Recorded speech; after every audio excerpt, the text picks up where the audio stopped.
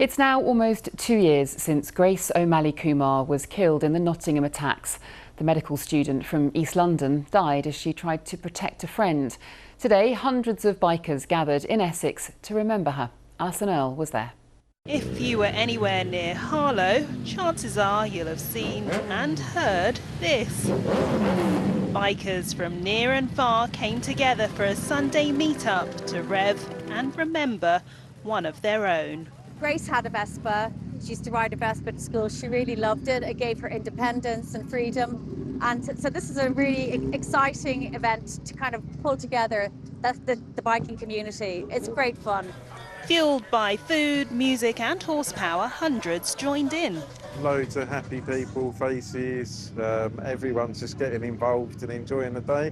When you're part of the bike community, if it's a biker that's trouble or raising life bikers, everyone joins together, don't they? Fantastic weather as well, really lovely and warm, so yeah, you couldn't ask for more really. 19-year-old Grace was fatally stabbed in Nottingham, along with fellow student Barnaby Webber and caretaker Ian Coates in June 2023. Last year there was a similar gathering to celebrate her life, and a blood donation bike was named in her honour. The 13th of June is a very difficult date for her family, but if there's any way that we can bring some type of joy to it, we will. It was all organised by family friend Dave Merry, who often saw Grace when she volunteered as a COVID vaccinator during the pandemic. She was an amazing young lady. You know, she was always there to help people. And I just want people to remember Grace, our Grace would want them to remember. All the money raised will go to the foundation set up in her name, a tribute to an inspirational young Londoner whose legacy goes on. Alison Earle, BBC London. The body of a hiker from London who went missing in the Dolomites has been found, a search team in Italy has said. Aziz Ziriat, who worked for the official charity for Crystal Palace FC, was discovered covered in snow in a crevice on Saturday, around 400 metres below where the body of his friend Sam Harris had previously been found. The pair went missing while hiking in January.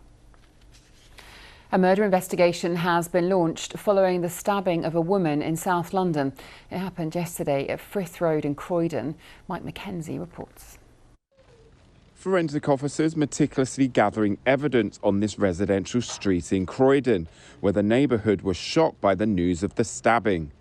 Police say initial inquiries suggest the incident began at a nearby address before spilling outside onto the street. Police were called here to Frith Road in Croydon yesterday morning with 2 reports of a stabbing. A lady in her 20s died at the scene. A man in his 30s has been taken to hospital with minor injuries.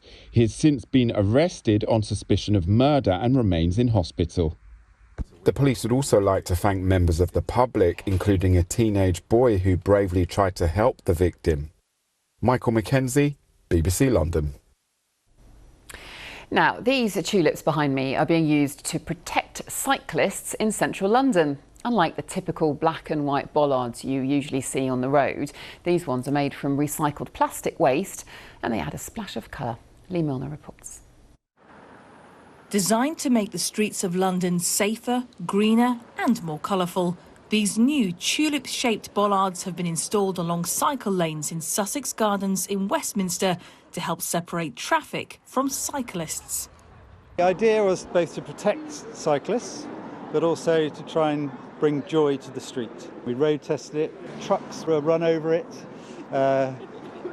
Nick's granny's Nissan Micra was driven over it, you know, cyclists hitting into them, so to try and check that they would survive in the urban environment. Inspired by the poppies at the Tower of London and the sunflower fields seen in the Tour de France, the brightly coloured flower-topped wands with replica green stalks are made with recycled plastic. They're the most beautiful thing I've ever seen. They make everybody so happy. Everybody's riding down the street. It just makes the street so much nicer. Oh, they look fantastic. They really bring a bit of colour to the street. Really nice. Lee Milner, BBC London, in Sussex Gardens. Don't they just? From today, disposable vapes are banned from shelves of all shops to both cut their use among young people and the litter they create. It's believed the crackdown on the devices, also known as single-use vapes, will make a huge difference in London, as the city is home to nearly 5 vape shops for every 10,000 people, more than double anywhere else in the country.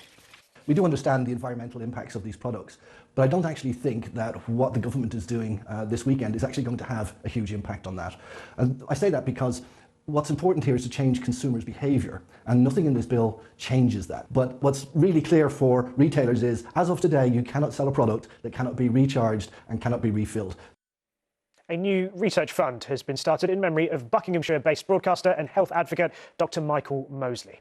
Set up by his family following his death last year, the fund will support a clinical research fellowship at King's College London focused on improving the nation's metabolic health. The initiative reflects Mosley's lifelong passion of tackling chronic conditions.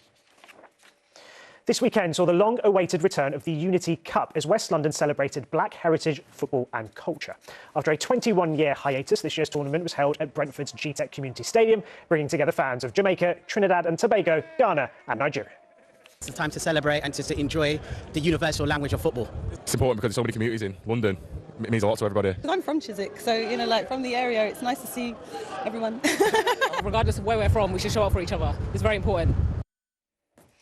Gunnersbury Park has been serving up the ultimate blend of food and festival as Pub in the Park made its return. The much-loved event, formerly held at Chiswick House, brings together top chefs alongside mouth-watering pop-ups. Our reporter, Daisy Bussell, went along to take a look.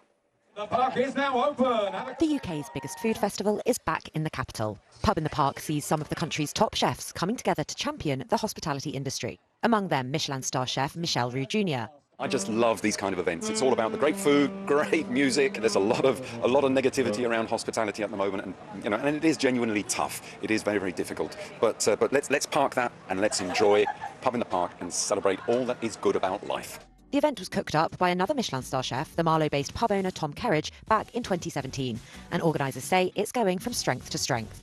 We have 8 top London gastropubs, we have million-selling artists on stage, we have demos, as you can see behind me. We play in 4 places around the country throughout the year. So we've done Marlow, this is Gunnersbury Park, London, and we're doing Reigate and St Albans in July and September. Swapping the heat of the kitchen for the fresh air of Gunnersbury Park, the London restaurateurs, serving up treats from Britain and beyond. We blend real berries into a vanilla ice cream base to order, and it means that all of the colour and the flavour are natural. We try to make it like a desi pub, find some curries, so snacks and Indian snacks. It's a Lyon-inspired restaurant, so it's kind of very hearty, good, simple cooking. A recipe for foodie fun in the sun. First impression, superb beer. See all the good chefs and get some tips from them. It's pubs that you've seen them, you've not been to them, and they're all here doing pop-ups, so it's really cool. Offering a medley of menus, music and masterclasses, it's hoped events like this will encourage customers to support the great British pub. Daisy Bussell, ITV News.